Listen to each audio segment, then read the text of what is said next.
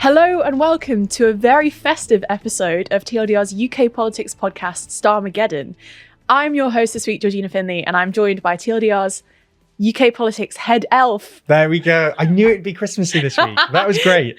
Thank you, Ben Blissett. I could see you thinking of that on the spot as well. That was good. And do you want to show everyone your very festive jumper? Yeah, it's lighting up. We said we'd do a Christmas. We said we'd maybe do a Christmas episode. We said potentially festive. Yeah. And lo and behold, and like Santa, we've delivered.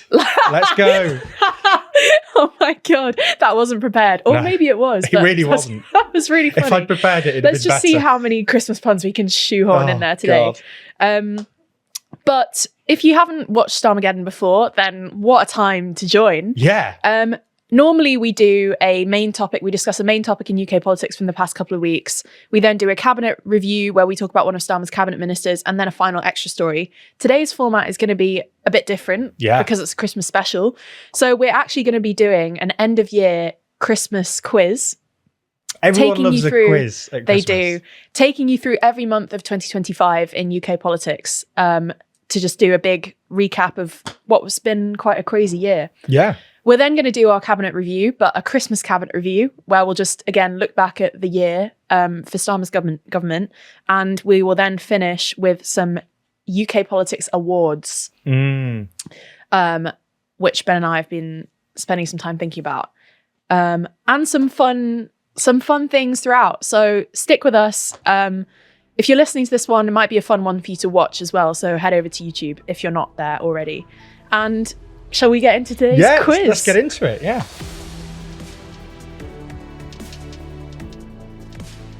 Okay, amazing. So you can play along with us at home if you want to as well. The way this will work is Ben and I have divvied up the months of the year between us, alternating questions to each other. And each question relates to the month of the year when this event might have happened.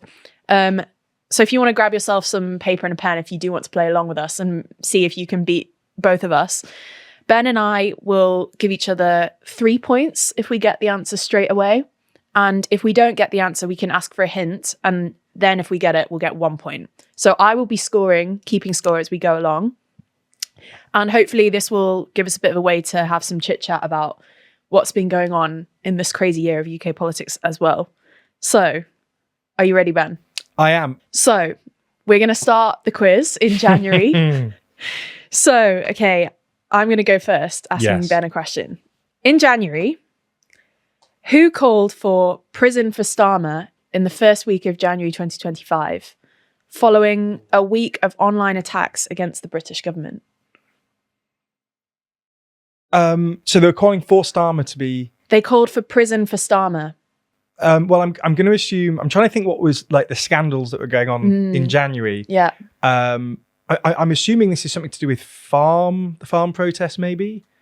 No? It's not, but think more broadly, like on the international scale, what other events were kind of I think, okay, good. Around? Yes, okay, yes. I think that doesn't count as a hint. Because I think that's giving it away. Because I don't know how much detail to include in this question. So January, actually, I do remember, this was when Elon Musk was having his whole little fascination with British politics. Great memory. So he also, I think it was in January as well, he had to go. He said that Farage shouldn't lead reform. I think it was in January as well. So I'm going to go with Elon Musk. That is the correct answer. 3 points for you, Ben. Yeah. That feels cheeky that I get 3.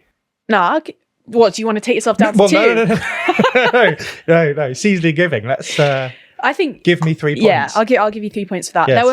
There were a lot more specific and direct quotations that I could have included in that. I was going to originally draw the question out to also include Jess Phillips because that was such a seemed like such a rogue attack on quite a rogue minister. Yeah. And of course he called Jess Phillips a witch and a rape genocide apologist. And this was, as you rightly pointed out, when Elon Musk was just going for Starmer's government. He's just one of those people that picks up every couple of months a new hobby, gets really interested in it, and then forgets about it. Like for the beginning of this year, he was so interested in UK politics and would be, obsessively tweeting about it, and then just sort of gave up Yeah, it does seem to have died down since then. But I think this was definitely the time at which it became very clear to a lot of leaders across the world that X as a platform is a very powerful force in shaping public debate. I think we also started to see the rise of Tommy Robinson on this X platform around the same time. And he's obviously seems to have become a bit of a staple in the British political environment since then. But yeah, my hint for this one was going to be that the events also prompted condemnation from Norway's Prime Minister, who expressed concern about that individual, Elon Musk, being so directly involved in the internal affairs of other countries, and from France's President Emmanuel Macron, who said Musk was supporting a new international reactionary movement and intervening directly in elections. So really interesting that happened right at the start of this year, because it's clearly kind of gone on. I do remember that there was so much around that time in UK politics relating to Musk. And as I say, I remember him calling for Farage to go, and that sort of kick-started the whole sort of reform splits. And Rupert, he sort of, I think in a reply to that tweet, had pushed for Rupert Lowe, or suggested that Rupert Lowe could maybe be a successor to Farage. And then Rupert Lowe ended up falling out with him. And yeah, that was really the start of all that sort of reform drama. Yeah, so quite an explosive start to the year, really, for Starmer's government, being involved in a spat with the richest man in the world. Yeah. Should we move to February? Yeah, let's move to February. Okay, so on the 24th of February, a then Labour MP was sentenced to 10 weeks in prison after admitting to punching a man to the ground in his Runcorn and Helsby constituency. What was the MP's name? Oh, that is a great question. Because we did subsequently have a by-election. Oh. So that is one way you either do or you don't, isn't it? Sorry, that's not the best. Rolling up off the tip of the tongue. I was thinking if you do need a clue, I want to say Chris. Phil. Honestly, no, but keep thinking those kind of... David. No. Oh my God. I'll be really annoyed when you tell me the answer. It's the one syllable... Yeah, it's a Chris type name, isn't it? Yeah, it's a Chris type name. It's your classic Chris type name. God. I wonder how many people in the audience have got this. I bet there'll be some. Can you picture what they look like? A bit portly. Yes, a bit portly. That doesn't really help with the name though, Ben. Or an MP, I suppose. I can give you the first name if that would help. If that would help jog the second name. Yes, please. Mike Ames. Oh, you're Amesbury. Amesbury, yes. Oh, Amesbury. Can I give myself 1 point for that? You definitely get 1 point. That was with a clue. That was a tough question. Good. That was a good question though. Yeah, Mike Amesbury. Yeah. That's I think interesting. Mike is a Chris type name as well. I think. Thanks. Yeah. Mike is a Chris type name. But yeah, so that's funny that you chose that as your question, because I've got a kind of related one that we will come to about later presumably on. The by-election. Yeah, indeed. God, who won it? So that was on the 24th of Feb. So I've got some time to think. But this is again good context if we're reflecting on the year as a whole, because it was around, I think the first poll that showed Reform 1 point ahead of Labour was the first week of February. Yeah, I think it was around that time. But it was around that sort of time. So obviously this would have then at the time seemed like a big opportunity for an insurgent reform party. Yeah. And we will come back to this by-election in a month or two's time as we go through the year. But let's go on to a question from March now. You've already kind of alluded to this as well.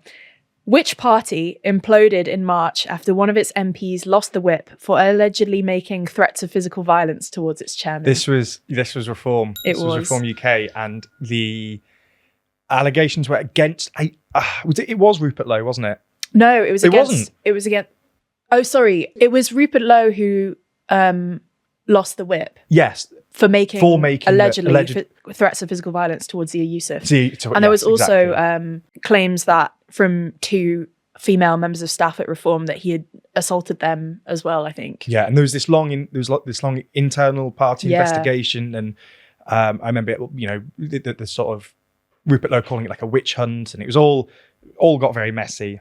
And I think it's amazing because there's also some follow-up questions to this potentially coming in the next few months. So I'm glad we've gone with themes here unintentionally. Yeah, but I remember at the time when we were discussing this on Starmergeddon as well, and it was like a massive scandal because it's also what prompted that the splitting of reform, That's splintering into then. yeah. Let's not talk about that too much now. Okay.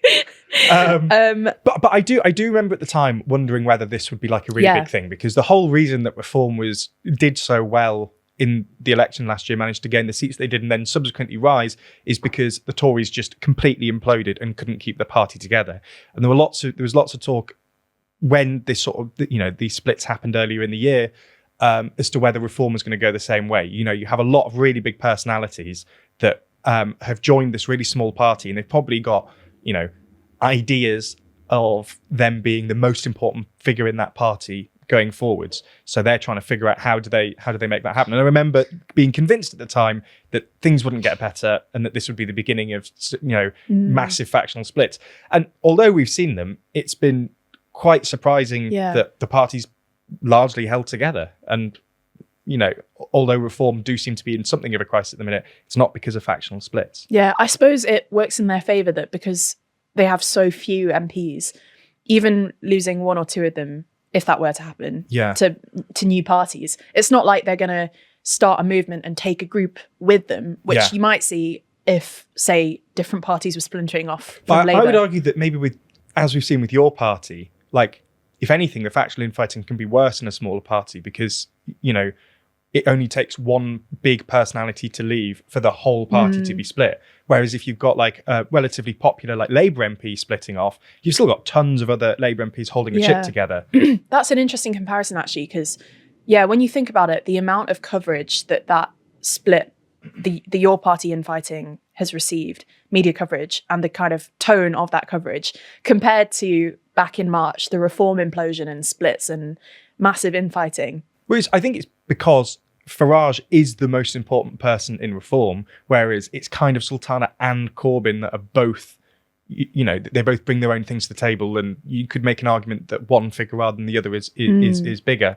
So that split was way worse. But because one person split off and Farage sort of held the ship together and people sort of rallied around him, I think it wasn't as damaging. Yeah, when I was researching this as well, I came across a couple of quotes from Rupert Lowe at the time that he was falling out with Farage. And I thought it was really interesting, some of the things that he'd said at the time, the criticisms levelled at Farage, in that he accused Farage of running reform like a cult. Yes, I do remember this. And he also used the adjective messianistic, I think, or compared Farage to the Messiah in the way that he ran the party. And that is also, I think that language is so interesting because it's similar to some of the analysis that we've heard about the way that Trump commands the Republican Party now, and invoking kind of religious themes, portraying himself as the God's given leader of the United States of America, or whatever, and is in a similar way. Clearly, this is how Lowe views Farage's running of reform. And if you think about it, I think that's quite... Yeah. There are a lot of definitely similarities comparisons, there. Yeah. All right, let's move on to April. April, next. Yes. Yeah. So, Parliament was recalled for a rare Saturday sitting in order to pass emergency legislation on what? This was a big story at the time. We did a podcast episode about it. For some reason, I think it's justice related. Do you want me to give you an actual... I can maybe guide you and then give you an actual clue. Yeah. It's not justice. Okay. I'll say that this isn't the first clue. It's something to do with like an industry. Well, initially I thought, was this around the time of the Renters' Rights Bill? But that came a lot later. There was something about like a foreign ownership of a particular industry or foreign intervention in a certain industry, I suppose. The telegraph sale? Do you want me to... What? Yeah. Okay. So it was the the Scunthorpe Steel? No. Do you remember this? Oh, British Steel. Yeah, British Steel. Yeah, it was the Scunthorpe plant. Nationalising. Yeah, exactly. British Steel. Yeah. And they were recalled to It was on pass that on Saturday. Saturday. Saturday sitting. Wow. There was Clearly, I don't remember that. Yeah, sorry. I thought maybe that was more niche than I seem to remember. Yeah. So they sat on Saturday to basically take. It wasn't fully nationalised, but it's like to take national control. So they could force because it was the whole thing about it being like a blast furnace, and if it's not kept running, the thing fuses together and you can't sort of continue, or very expensive to continue running it. Yeah, again, that was something at the time that we thought might be a bigger victory for the Labour government than it has been in hindsight. And the fact that, again, if I'm thinking back to April and nothing sprang to mind about what was happening then. I remember it being because it was Jingye, the Chinese company that was involved in it, and they were not going to like feed the blast furnace.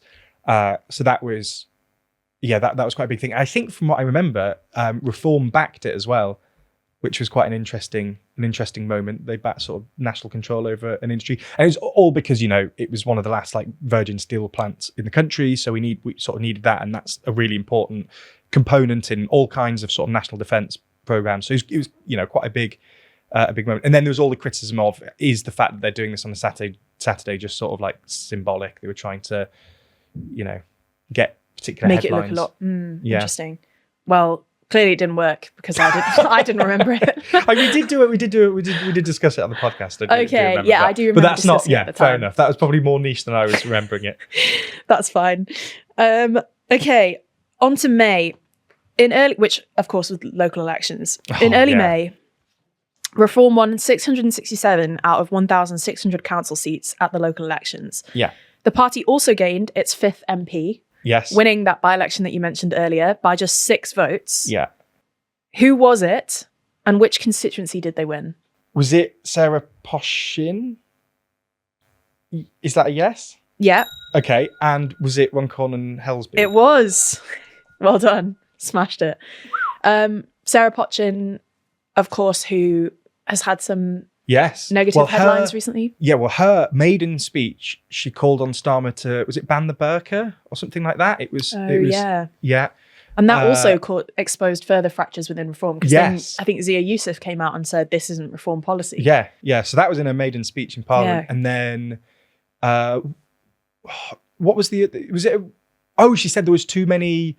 There were too many like non-white faces on adverts on TV. She said that was her, wasn't it? She said like seeing all these black and brown and Asian faces makes me furious. Yeah.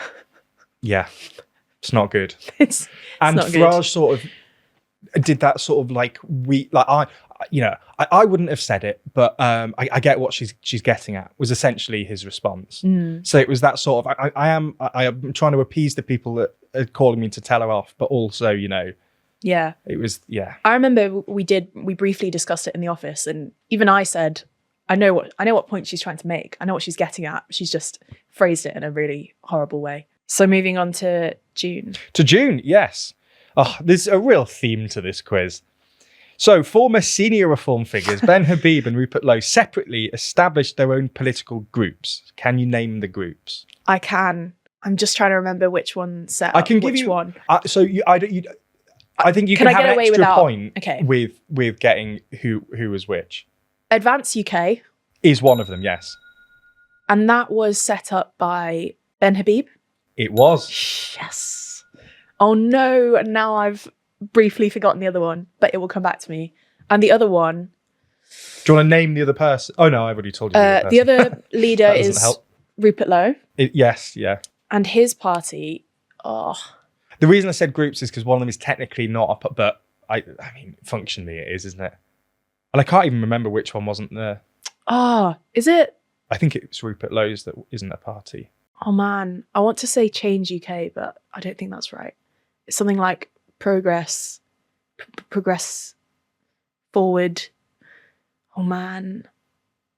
It's another one word party name, isn't it? No, UK? It's two. It's two. Renew Britain. Restore Britain. Restore Britain. Yes. Okay, how many points are you giving me? Well, I think you got them both without clues and you got who was which. So I think you get the 3 plus the bonus. Wow. Thanks, Ben. That's generous. Okay. 3 plus 1. So what is going on with Advance UK and Restore Britain now? God knows. I mean, I don't even know if one... Because there's technically a third in the mix now as well, because Rupert Lowe has started... it's like the Great Yarmouth Party or something. Greater Yarmouth Party or... Sounds a bit local. It's very local. It is just a local party that he started. So there's a third in the mix. Those two I honestly have no idea. I don't really hear from them.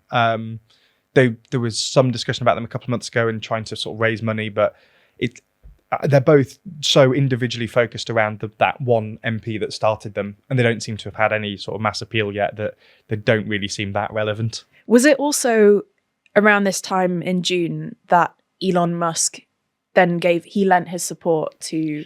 Rhetorical support, yes. Rhetorical support to...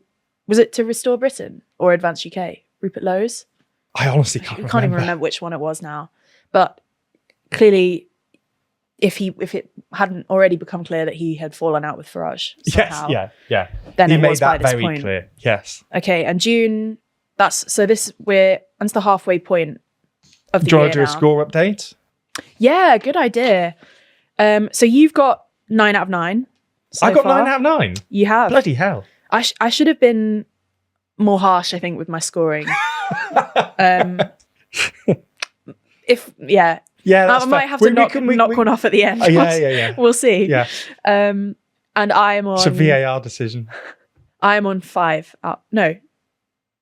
out of 9. Okay. Because I needed a hint with Mike Amesbury, who was not Chris. Not Chris Amesbury. And I needed a hint with the MPs sitting on Saturday. Yes. Yeah. But I can bring it back. All to play for. It's all to play for. Ben is, of course, in the lead. How are you doing at home? Drop us your halfway scores in the comments. Don't do that, but I'm trying to find ways to make this interactive. I'm sure there'll be comments. Yeah. There'll be comments. Just comment whatever you want. Yeah. Okay. I think that's what they usually do. I don't think we usually set Yeah, restrictions on comments. But that's true. Now, before we come to the second half of our quiz, we are going to tell you about our wonderful magazine, Too Long. We've just published our most recent edition on the new Middle East. And if you're a fan of UK politics, there's lots of good stuff in there for you. We've got a exclusive interview with the UK Secretary of State for Business and Trade, Peter Kyle. We've got some pieces on Starmer's maintenance of power, Farage's potential rise to power, and we've got a piece that I wrote on the UK's New Left, covering some of these emerging new parties in the UK political scene. So grab yourself a copy if you haven't already at toolong.news. If you subscribe, you get 20% off every issue. And I think we can tease that the next edition will be a kind of UK-centric one. Yeah. So now's a good time, if you haven't already, to subscribe. Keep your eye out for the next edition, because there's going to be lots more stuff to get your reading brains into when it comes to that next edition. And now let's get on with the quiz. Moving into the second half of the year now, let's come to July. Oh, no. Yeah. You're going to get this one straight away, I think. What explosive event took place at the start of July involving a suspended Labour MP and an independent MP? I think I know. Wait, a suspended Labour MP and an independent MP. Oh, yes. Okay, yeah. I'm just making sure I don't know. Yeah. Is this your party fiasco? It is. With Jeremy Corbyn and Zara Sultana. So Corbyn being the independent MP and Sultana being the suspended Labour MP. Exactly. I think it was July the 3rd or the 2nd, but it was very close to the start of July when Zara Sultana unilaterally posted that statement to Absolutely her mad. X account. Yes. Yeah, and with no comment from Jeremy Corbyn. And then all the articles were appearing in the press about Zara Sultana saying that she'll co-lead this new party. And to be fair, as was pointed out to us as well, there was a key bit of wording in that. She said she would co-lead the founding of a new party. Yeah. But again, you have to be wary of how things will be reported. And obviously people just saw that and thought, okay, well, Zara Sultana's co-leading a new movement with Jeremy Corbyn. They then cleared it up and told us what the name was and then said it wasn't a name. So, at least they got their communication And now a it bit is the clearer. name. And now it is the name in the end. Yeah. But yeah, my hint was going to be for this one that former Labour Shadow Chancellor John McDonnell, when this news first broke, before Corbyn had weighed in on it, said to the BBC, and I think this is like an interesting quote to look back on, The people running Labour at the moment need to ask themselves why a young, articulate, talented, extremely dedicated socialist feels she now has no home in the Labour Party and has to leave. Because I think that applies a lot more broadly than just to Zara Sultana. Yeah. If you look at the Labour membership figures, which we've written a little bit about in our magazine Too Long, but which are actually even worse now than the latest figures that we had. And according to the most recent stats, Reform is now the biggest party in terms of membership. Yeah. Having overtaken Labour, which is also not quite below the Greens yet, but the Greens, I think, will overtake in terms of Labourship in probably a few months' time. There's that quote, isn't there, from Starmer? I can't remember if it was after he won the leadership or after he won the election, but he'd said something like, "This is the Reform Labour Party. If you don't like it, you can leave." And, you know, obviously everybody's been sharing that now because a lot of people have sort of taken his advice and, you know, are leaving. Yeah. But no, I you know, the founding of the party didn't go particularly well. It's not gone particularly well since. And it's just, you know, you see a lot of people on the left that are quite frustrated at the situation because I think there's a lot of support for both of those figures individually and for various reasons.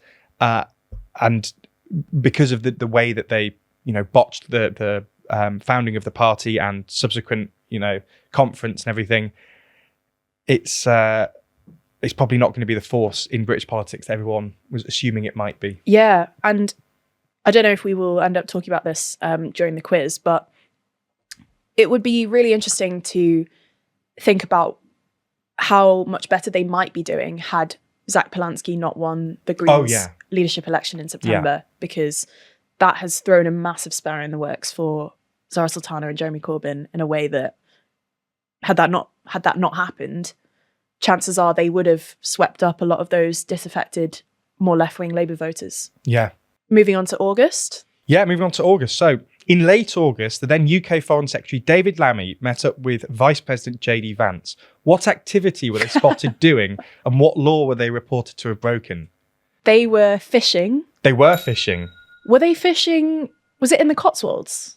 Yeah, I think it was. Yeah, I don't have that written down, but I Oxfordshire. do seem to remember it was around that area, yeah. Because I remember, in late August, it was nice weather out and lots of the locals, I think had got wind somehow must have known that JD Vance was coming to their small village and went out with their placards to protest in this quaint little Oxfordshire village. And I also heard a story at the time that JD Vance was turned away from a pub by a publican who refused to wouldn't let him in. I also remember around that time there were people who lived nearby to where they were going fishing, and there was American Secret Service agents that knocked on people's doors and asked to have a look at their social media, which some people pushed back on and went, "Can you do that?" Asked to have a look at their social media in the UK. Yeah, and they pushed back and said no, and they said yeah, fair. So they knew that they couldn't force people to do it. They were sort of asking, "Can we?" So people did push back, and they didn't. But yeah, I thought that was completely mad. Do you remember what law they were reported to have broken? Yeah, Lammy was reportedly fishing without a rod license. Yes, correct. Yeah, it was such a ridiculous sort of story at the time. It is a ridiculous story. It's quite such a quaint British thing. What was the purpose of JD Vance's visit? Diplomacy, I suppose, because Lammy was the foreign secretary at the time. Of course. I think they're both. I remember at the time everyone was there was a lot of reports that they were both sort of Christian and they were talking a lot about their faith, and that was a thing drawing them together, because obviously Lammy had been quite critical of Trump in particular previously, but then I suppose JD Vance was as well, wasn't he? Before converting to the MAGA movement. That is a really interesting point, because Lammy, I think, quite fairly got a lot of scrutiny for his role as foreign secretary and his coziness with, or at least diplomatic goodwill towards the Trump administration, given previous things that he'd said about Donald Trump. I think back in, I might have the year wrong, but I think around 2017-ish, he said that Trump shouldn't come for a state visit to the UK. I think called him a fascist. I will double check this. And Ben has obviously got to a position of influence and decided that it's no longer appropriate to be saying those things. But similarly, JD Vance has gone through his own kind of anti-Trump to Trump's second-hand man. So that is an interesting parallel that you raised there. Moving on to September now. Yes. On the 5th of September, the UK's Deputy Prime Minister and Housing Minister Angela Rayner resigned after underpaying stamp duty on her flat in Hove, East Sussex. Yeah. By how much did she underpay?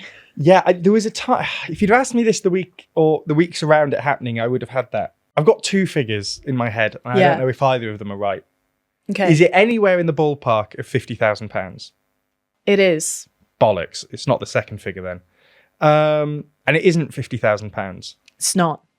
But okay. I did initially write this question with a margin of error by which you would have got the right answer if you'd given me 50k. Is it 57? So that's a very specific figure. It's not 57. How am I closer with 57? You're further away with 57. 43. Closer. 2. Closer. 1. Closer. Is it below 40?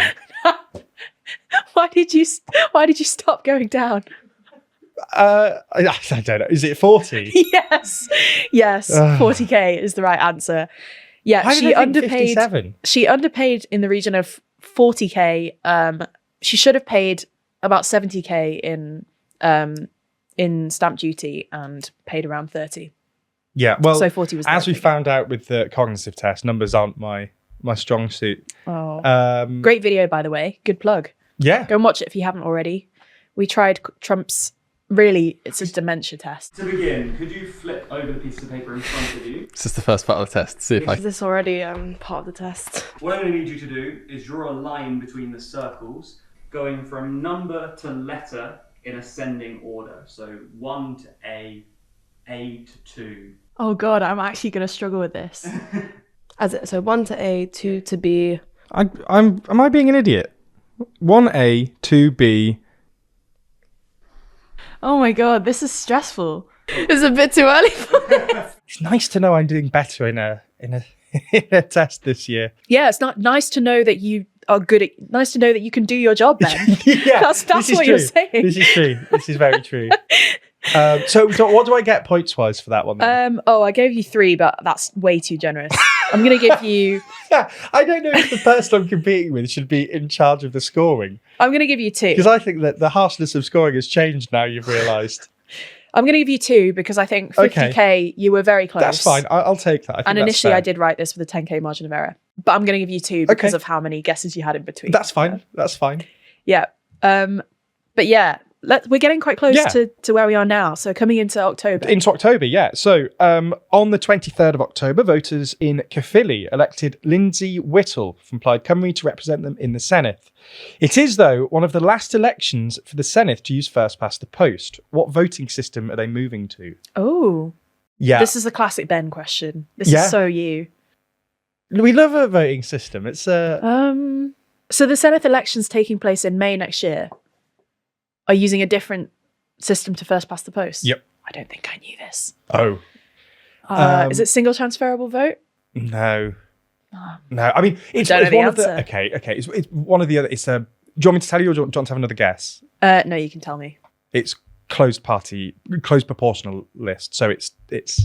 Can you explain this to me? So it's they're splitting closed proportional list. Yeah. So voters vote for their. I believe it's split into some that are electing individuals and some that will.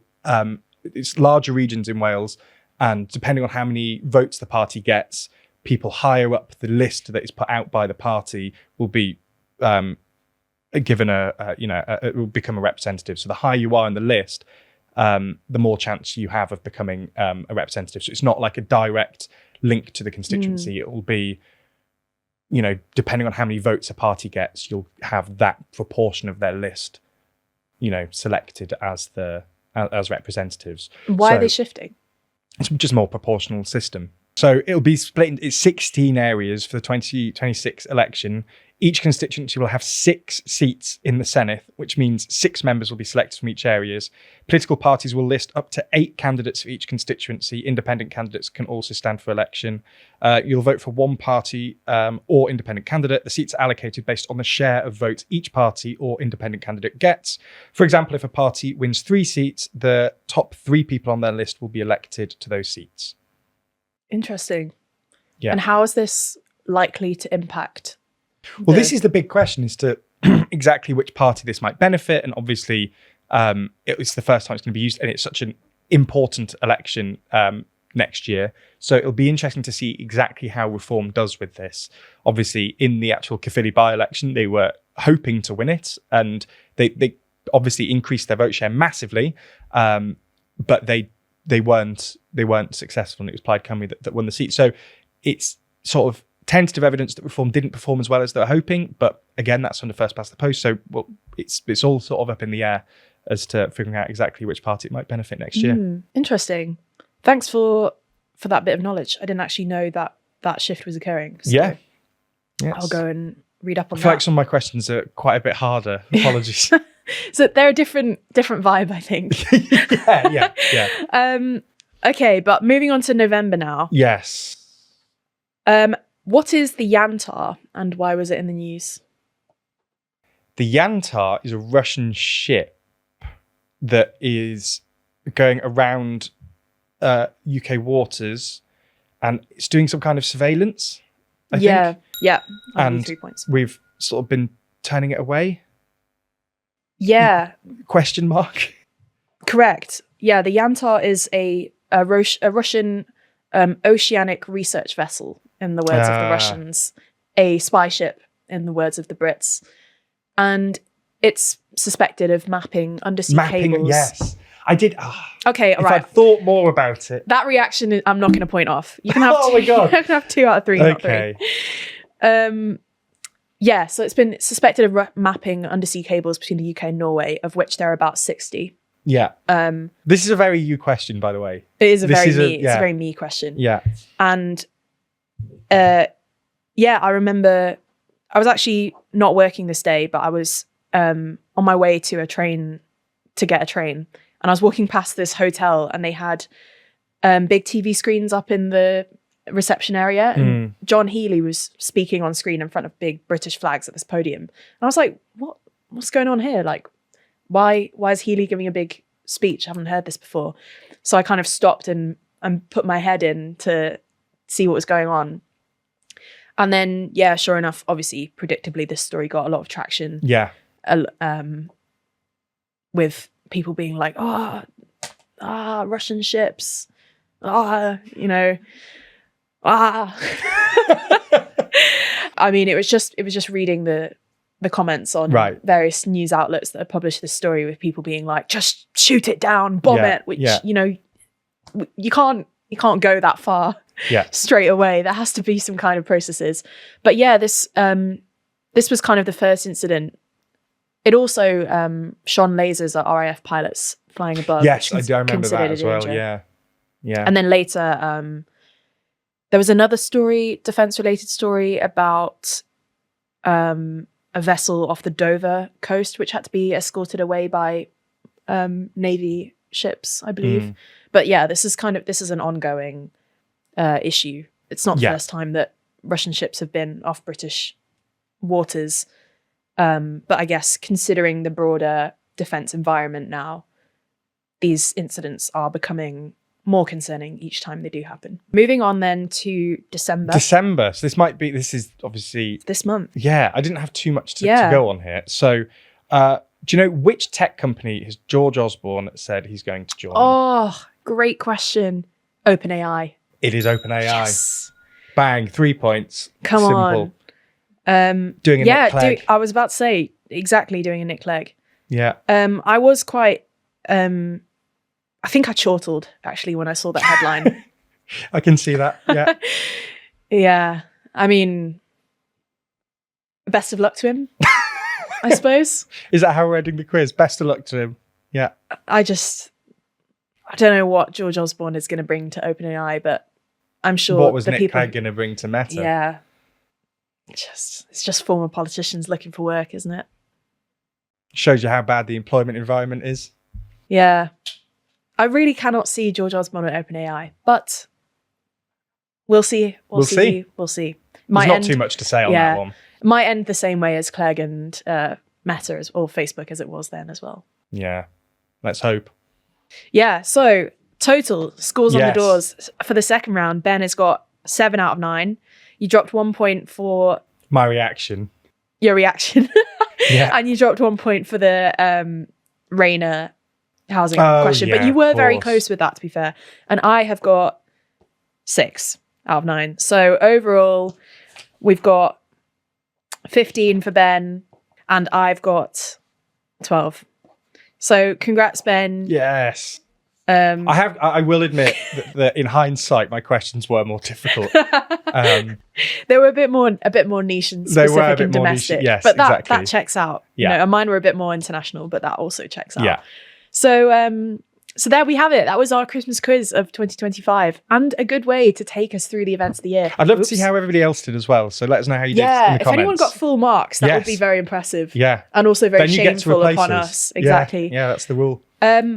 But interesting, even doing that quick summary and going month by month and seeing how much talk was related to reform. Obviously, 2025 has been the year of reform, I think we can say. Yeah, very It took a much long so. time for Labour to, I suppose, admit that their performance in the polls wasn't just a one-off protest vote or an odd poll that put them at the top, but it has been a continued and consistent strength of performance from them. Yeah. Also interesting how few of our questions, in fact none, I think, related at all to the Conservatives. No, where have it's they not been? Where have they been this year? Yeah. Yeah. Where have they been? Is this rhetorically or is this a legitimate question? It's a legitimate Okay. question. Well, for the first part of the year, they weren't even trying to do media. I mean, Kemi Badenoch's argument was they were getting, very close to bankruptcy, and she was having to negotiate with investors to try and keep the party afloat. And it was only really at the conference that she sort of recognised that she needed to do more, and did more policy announcements and tried to get more media, which she has succeeded in a little bit towards the end of this year, but it's only really been in the last couple of months. So that's going to be more of a question for next year, I think. For next year. Yeah. I'm interested as well, we didn't have any questions on conference. There were We didn't. some big moments at conferences this year. Do you think? Well, there was Starmer's speech, which was yet another attempt to reset his premiership. As I say, the Tories I think that was a big turning point for the Conservatives. I think that was the moment at which Badenoch recognised I need to spend more time, on media and trying to turn our fortunes around rather than trying to get money. I mean, my question would be, why wasn't she doing both? If you're trying to be Prime Minister, you should be able to sort of multitask and do two things at once. But yeah, her point was she's more focused on trying to attract sort of investors to the party. So that was quite a big one. Reforms was mental as well. Reforms conference. Yeah, just they were doing like a proper American style rally. I mean, it was a show. It was a show. Yeah, exactly. Yeah. You had I can picture her. Andrew Jenkins doing her little rendition of her song, which was questionable. There was fireworks there. There was all sorts. It was bizarre, proper American style rally. If you think about it, even the Labour conference had elements of that in, the room being stacked with Union Jack, St George's Cross, St David, is it Cross of St David? Scottish flag, I don't know what The the saltire. Saltire, and the Welsh flag, but conspicuous absence of Northern Irish flags. Yes. Yeah. But even that was clearly designed to be a show. So we are entering But I think a period, I think where less politics so, is becoming more showy. It's becoming. I think Labour's was. I mean, they had some flags, and it was a thing to see, all the. But it's not. It wasn't. I don't think it was anywhere near the level of reform. No, I mean they didn't have fireworks and Yeah, it was still Angela Rayner just didn't a get guy up giving a speech and do a bit of karaoke on stage, but the elements of like trying to project visual images of flag waving and patriotism and national pride and these things that Starmer's been leaning into in the last few months of this year. Again, because if you think of the way that the media ecosystem is shifting, and the fact that people are seeing things first and foremost before they're reading them or hearing about them, that visual language, I think, is becoming so important to politics. And the flags were Labour's form of doing I think that's that. a fair point. Yeah. Yeah. All right. That Yes. brings an end to our 2025 UK politics quiz. I hope you've enjoyed it. Stick with us for the rest of the episode. We've got more fun stuff, lots more fun stuff coming.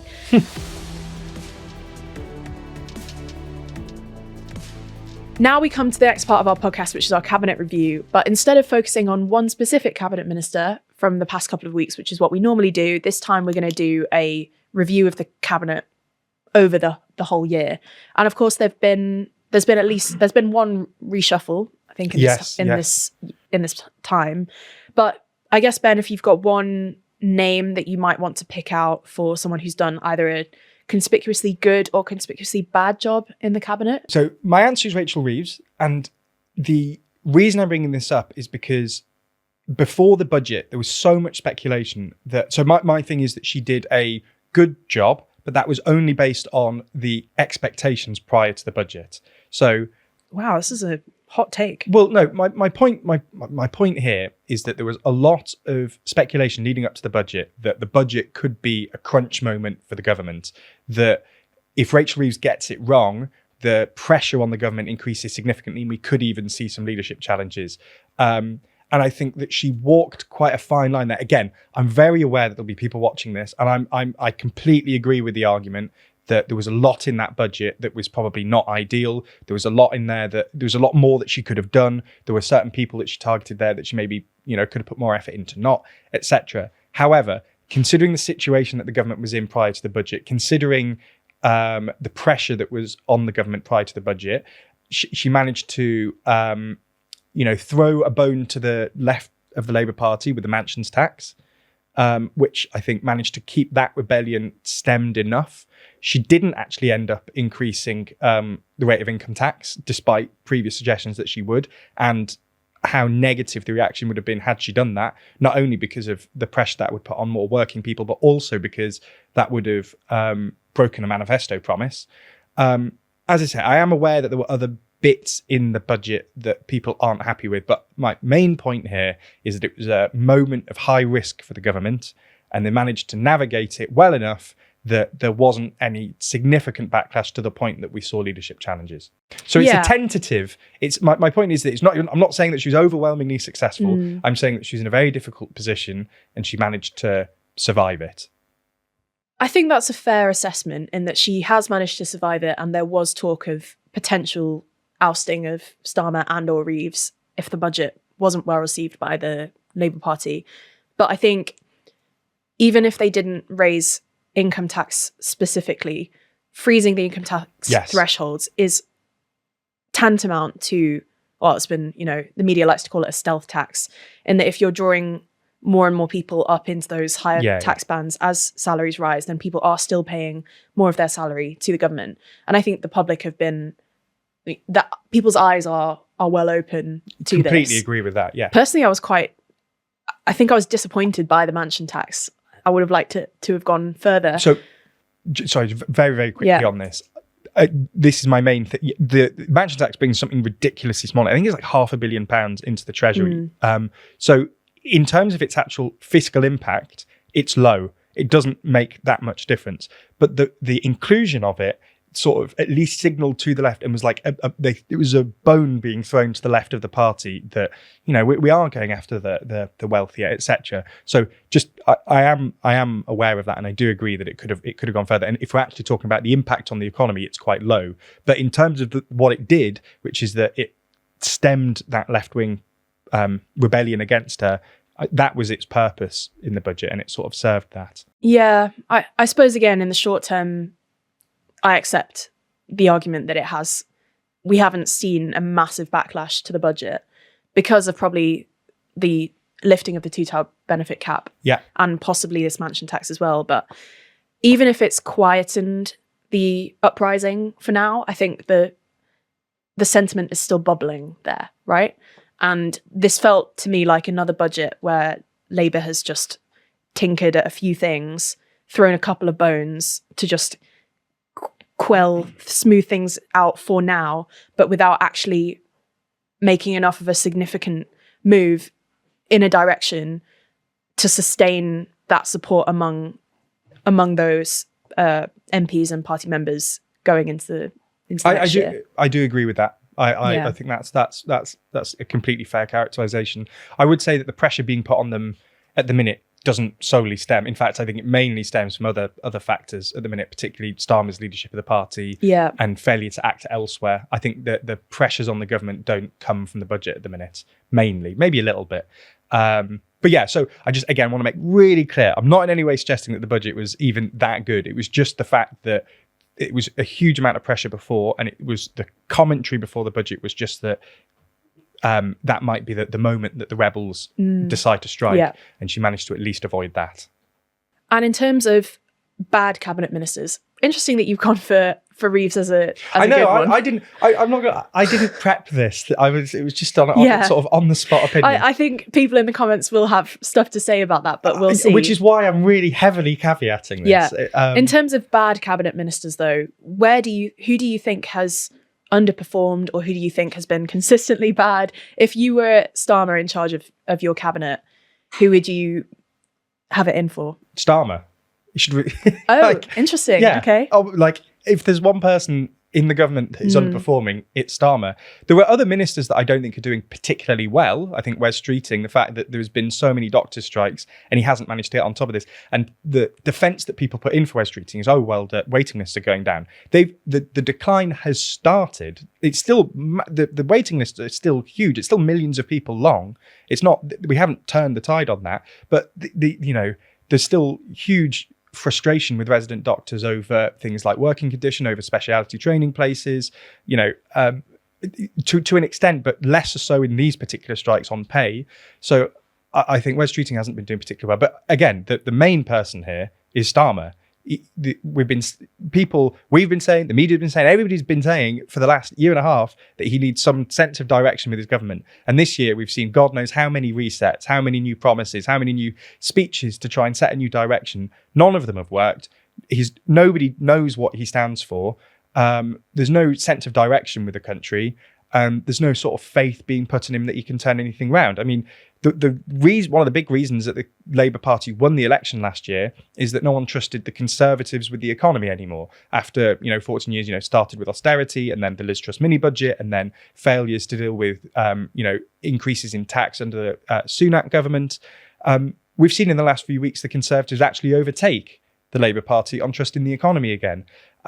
So there's in virtually every area, Starmer is not performing well, and I think a lot of this comes down to not knowing what he stands for and not having a sense of direction. And to put a final nail in the coffin on this, just in the past week, we've seen the so-called special relationship, the US-UK relationship, look pretty shaky, if not collapse, over the US saying that that's suspended the implementation of this tech prosperity deal, the several billion dollar 32 billion pounds investment into data centers, tech infrastructure and jobs in the UK over slowed progress on trade talks, which since this trade deal or tariff deal signed in May.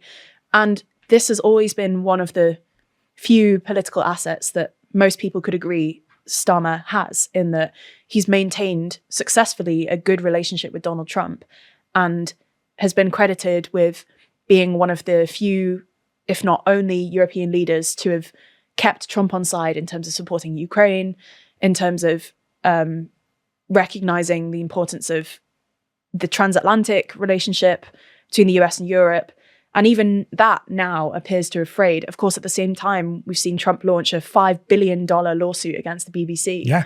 And, you've got figures like Ed Davey saying, well, if Starmer's so close to Trump, why can't he just call him up and tell him to do away with this BBC lawsuit nonsense? But that doesn't seem to have happened. And I think the silence from Starmer and Starmer's government on these issues about the US's pivot away from Europe, and to be honest, lots of things that the Trump administration is doing at the moment. It's aggression in Venezuela. I've heard absolutely nothing from the government on that. At least I've seen nothing. You know, Trump, the US is, well, same thing, but strikes extrajudicial killings in the Caribbean on these alleged boat trafficking vessels. And then this trade deal supposedly falling apart, and Trump's pivot away from Europe. And the government has just been silent, I think. Well, what's the point in being close with a president and trying to having a special relationship if you can't leverage it? If you can't use your closeness to try and talk them out of doing something or talk them into doing something, then what's the point of you're not close, or there's no point in you being close. And I think that's what showed. That's really what's been highlighted in the last few weeks, is that this hasn't come to anything. Starmer's sort of closeness with Trump doesn't account for anything. Starmer is a former human rights lawyer.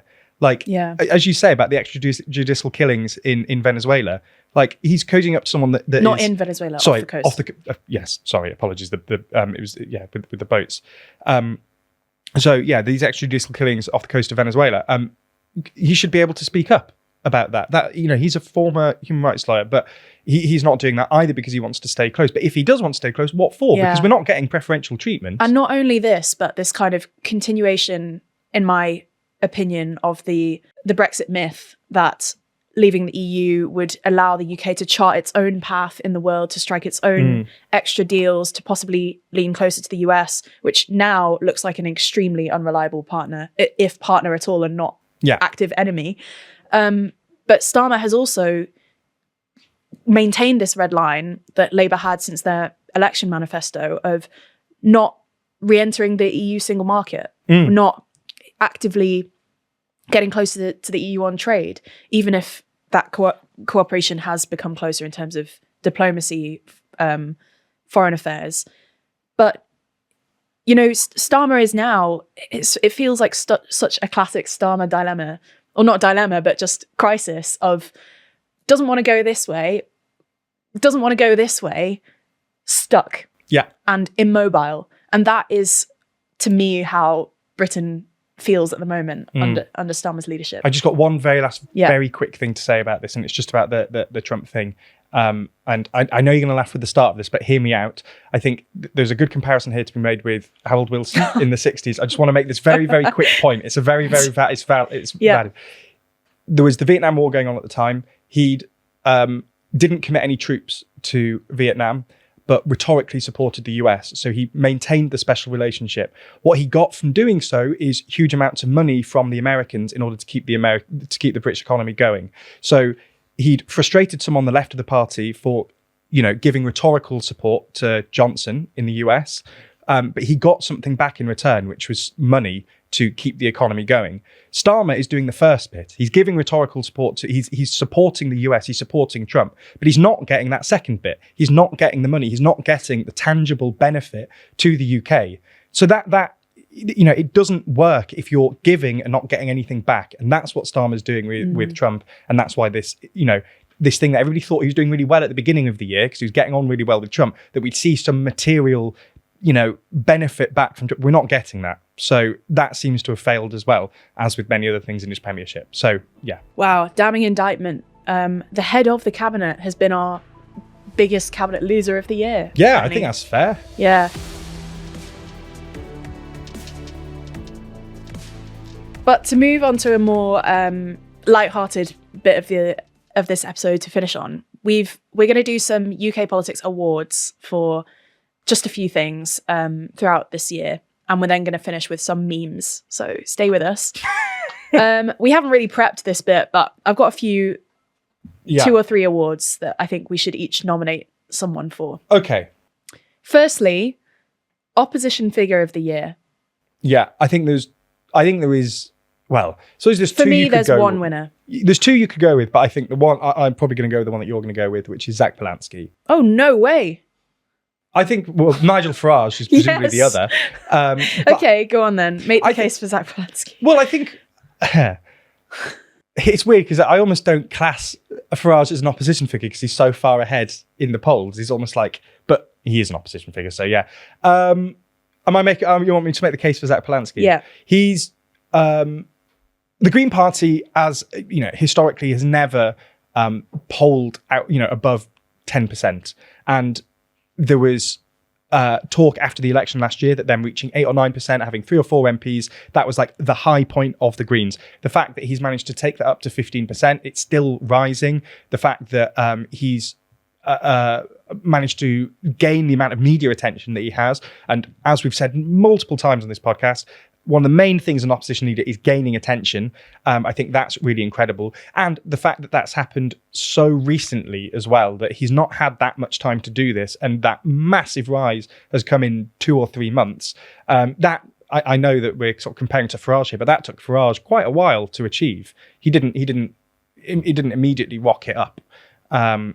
So yeah, I think that's I think there's a good case for Polanski. I just want to make really clear, I think there's also a very strong case for Farage as well. Yeah. I mean, for me, I do accept this argument about Zach Polanski, but this has it's only come relatively recently.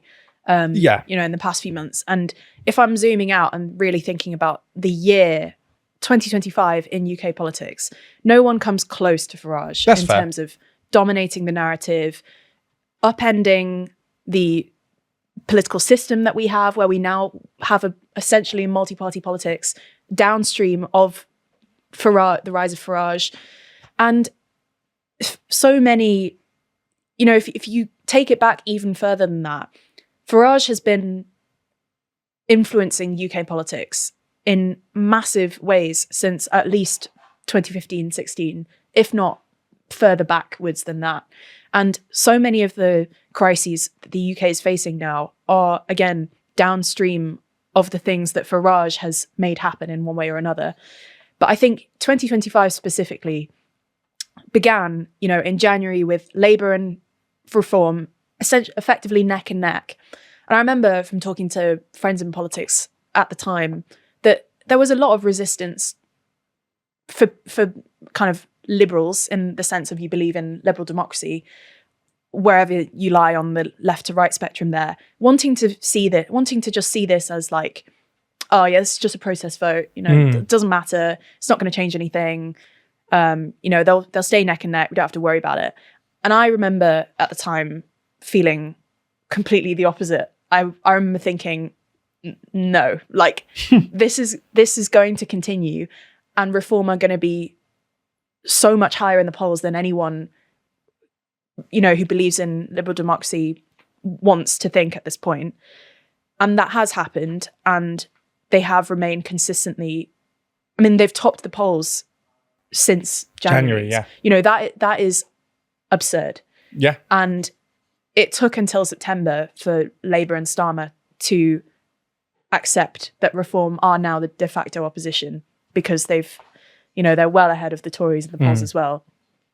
And, we can have as we have done previously, a whole conversation about the factors at play here, whether it's disinformation online, whether it's, the establishment media giving too much airtime to Reform, whether it's money, whether it's Elon Musk. There's all these things that are also contributing to the rise. There's a whole environment around Farage. It's not just him specifically that has created this surge. But I think for me, there's no other candidate when we think about opposition figure of the year in terms of what politics looks like now compared to how it looked like a year ago. If I'm being completely honest, the reason that I didn't say Farage is because in my head he's not even an opposition figure, because he's that far ahead in the polls. Yeah, I know what you mean. So that is why I immediately went to Polanski. So I would actually agree that, obviously it has to be Farage. Yeah. But it's nice to have another name thrown in there. Yeah. It's nice to have a runner-up. Second award, before we come to the best part, which is going to be our politics memes of the year. But second award is Politician to Watch in 2026. Looking forward. Yeah. Do you want to go first? I'm still mulling it. Yeah, I've got a few names here. I've got 2 Labour names and 1 Reform name. I think for Labour, Andy Burnham. Yeah. And Angela Rayner. Yeah. Burnham, because I believe that he's basically waiting for enough of a pro-Burnham caucus to arise around him, whether publicly or in private, to mount some kind of challenge to Starmer. I do think that's likely. And Rayner, because I think she's going to make a comeback in 2026. I don't know in what form, but I think that's a good prediction. Yeah, I think she's not done, and I think she's coming back. And I think she's still very popular with a lot of the Labour membership and the left of the Parliamentary Labour Party as well. So those are my two Labour figures to watch. My other rising star of 2026 is Layla Cunningham. Do you know?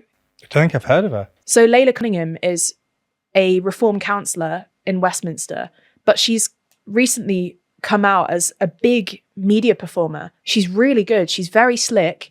She's very put together. She communicates really well. She doesn't. She argues very well, and I think she is such a dark horse to watch next year.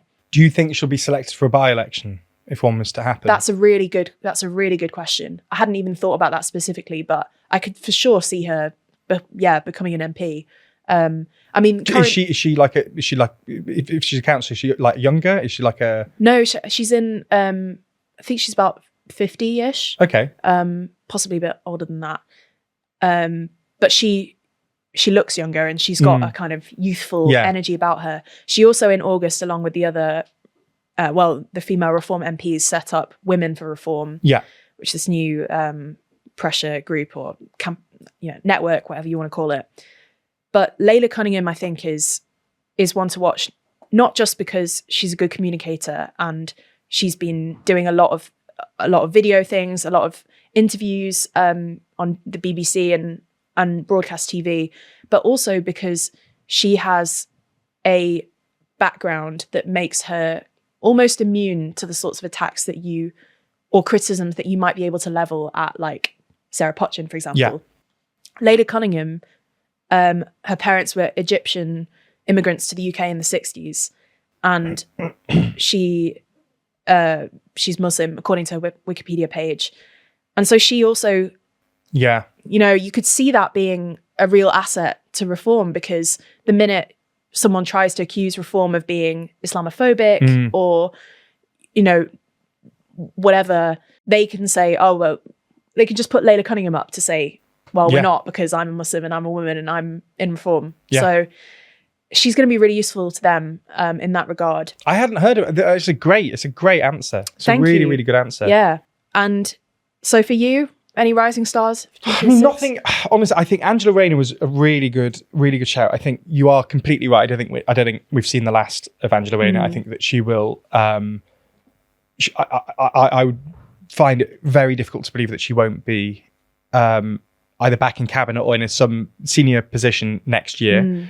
My mind mainly is going to Labour leadership challenges, because I think next year that is the main thing to be keeping an eye on if that does happen. I think, as you say, Andy Burnham's a good shout, and I know that I've just criticised him, but Wes Streeting clearly has some quite big leadership ambitions. He polls still pretty well, and he's already reportedly, again, this is all just speculation, but there's been reports that he might have tried to reach out to Angela Rayner to be like a running mate, I suppose. But again, whether she'd agree to that is mad, and I think he also denies it. So who knows whether that's actually happening? But there's, I think if there is a Labour leadership election, he'd almost certainly put his hat forward, put his hat in the ring, and given the way that he's polling, I think he could end up doing quite well. So he's spoken about a lot, but I think for good reason. Interesting. And now we're going to come to the best part of this episode. You've been waiting for this, haven't you? Yeah, I've been waiting for this. Thanks for listening. If you've stuck with us so far, let us know as well who your Cabinet Minister of the Year is. Yeah. Cabinet Rising Loser Star of the Year. Yeah. Rising Star for 2026. It's good. It'd be good for us to see as well, to hear your thoughts in case you guys are better informed than we are, or at least as well informed. But yeah, our final part to end this year of Starmergeddon is Ben and I have each chosen a UK politics meme or two, and a UK politics memeable moment, or like funny moment of the year. Yeah. So we're going to share these with you now, starting with... Is this your one? I think it starts with my politics meme of the year. Yes. Okay.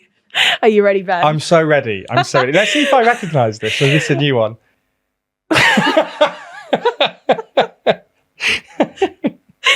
That's amazing. I do remember this. This Yeah. is Ed Davey doing Ed Davey things.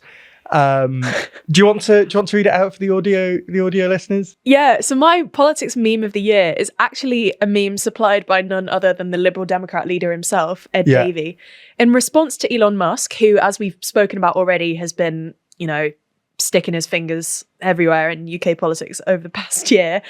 And I remember I saw this on my timeline, and I was just I just didn't expect it from Ed Davey. Yeah. Whether it was him or whether it was a young staffer maybe on his account. But yeah, he replied to Musk calling him a craven coward with a SpongeBob meme and a Yeah, it's great. It's honestly great. I remember seeing this as well, and I remember seeing who it was from and was quite shocked. Yeah. It was brilliant. Well done, Ed Davey. Well done, Ed Davey. We've barely mentioned you this episode. But you did a cracking meme. But you did a really good meme. Yeah. So if there's nothing else you can take away from this year, then you've got a TLDR staff members meme of the year.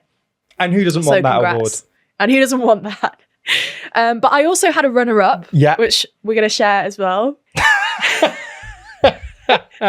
This is even funnier given what's happened. Exactly. This is brilliant. Yeah, so the reason I wanted to include this is because how badly this is aged. This is aged like milk. Yeah, so again, for context, this meme is from the 28th of February. Oh, amazing. And it came 2 weeks after Zelensky had that disastrous Oval Office meeting with Trump. I remember when this one was going round. Yeah. And then 2 weeks later, immediately after the Zelensky thing, Starmer got on the phone to Trump, appears to have sweet-talked him, flew out then a few days later, or a couple of weeks later, and met with Trump for what went down as like a bit of an iconic moment. Like they seem to be getting on so well, all the right-wing press publishing front pages about the unexpected bromance between Keir Starmer and Donald Trump.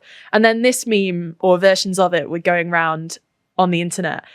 And I just think it's aged so poorly so badly now that we look back at it. Yeah. Not least, as we've just said on the podcast, because he seems to have lost that bromance with Trump as well. He has. So, yeah. So we're moving to my politics meme of the year? Yeah. So we're going to move to Ben's meme of the year.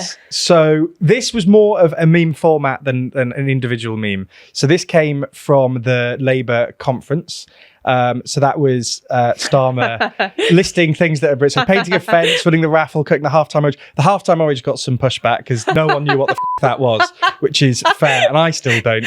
Or even that gentle knock on the door, which within the neighbour checks that you're all right. That's real Britain. And then if we go to the memes that were made of this, so nicking a pint pot from the pub, smashing a kebab on the way home, or simply wearing a traffic cone like a hat. That's real Britain.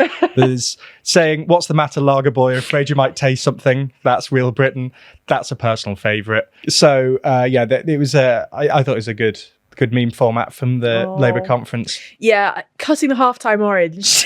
What the of the things you think of being British, you have so many things to choose. It's really sweet in a really Starmer way. Yeah. Do you know what I mean? Like he probably came up with that and thought, oh yes, this is what makes if all us he great. was like my granddad, I'd think it's cute. But I know.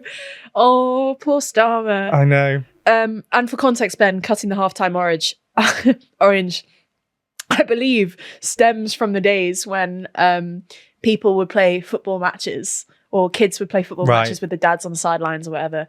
And as a halftime snack, they would be treated to an orange in the 1960s to an orange at halftime. What a great modern reference. That's it as well. It feels so old. Fantastic, yeah. Oh, bless. It's almost like bringing up Harold Wilson's Vietnam policies in a 2025 Labour's review. trying to pivot to digital, and Starmer's still referencing the halftime orange. Exactly. It's amazing, isn't it? Yeah. That's really sad. I did have a runner-up. It's not as funny. It's just more kind of relevant. I quite like it. It's the social contract Nick 30 meme. That's good as well, it's actually. the Nick 30, Department for Work and Pensions, to Simon and Linda 70 to Pinot Cruises, which is just the social contract these days. So I don't even think it's funny. It's just accurate. Yeah, it's highly accurate. So then... That is also so uniquely British. Good choice. So, yeah, exactly. God.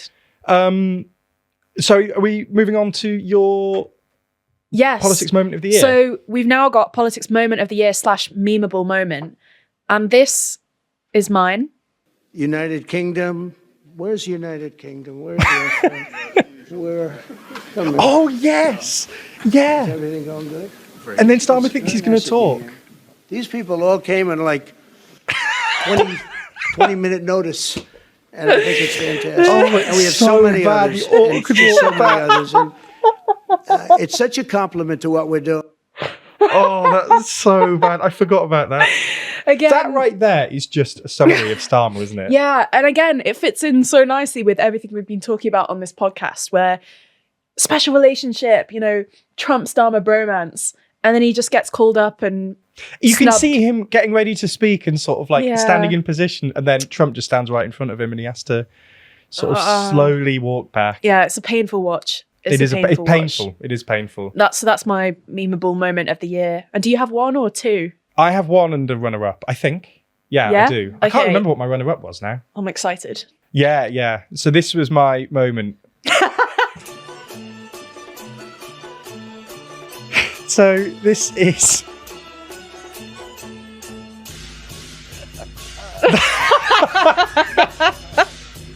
Oh, So this is Nigel Farage on a breakfast talk show, and he clearly doesn't know that they're going to be celebrating Chinese New Year in the way that they were, with a sort of dragon walking around him, and the amount of sort of replies to that are brilliant. It was so ridiculous, Yeah. and he looked so uncomfortable. That's definitely, And I love it.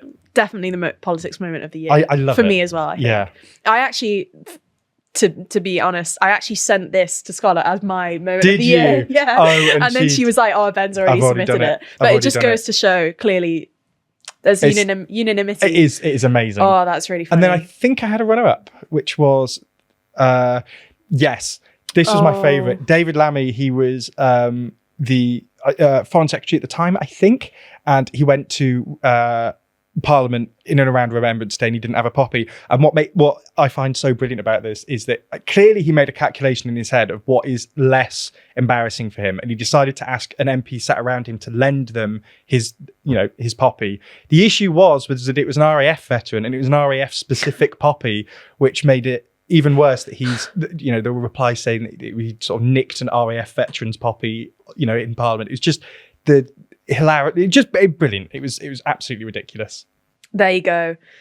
I feel like that's been quite cathartic. Yeah, I agree. This episode. And I hope you've enjoyed it. It's been a whirlwind year in UK politics. And I mean, I'm certain that 2026 is only going to be more crazy and chaotic, with unexpected things happening that probably we can't predict at this I'll be moment in interested to time. see how many of the leaders survive the next year. Yeah, so thank you so much for joining us on every episode of Starmergeddon, or even if you just watch one, or even if you've just taken a passing interest. Thank you very much for doing that. Hope you've enjoyed this Christmas special, and I hope you have a lovely festive break and rest away from the news, and we will see you again in 2026. Yeah, thank you for watching. Thank you. And Merry Christmas. Yeah, Merry Christmas. Happy New Year.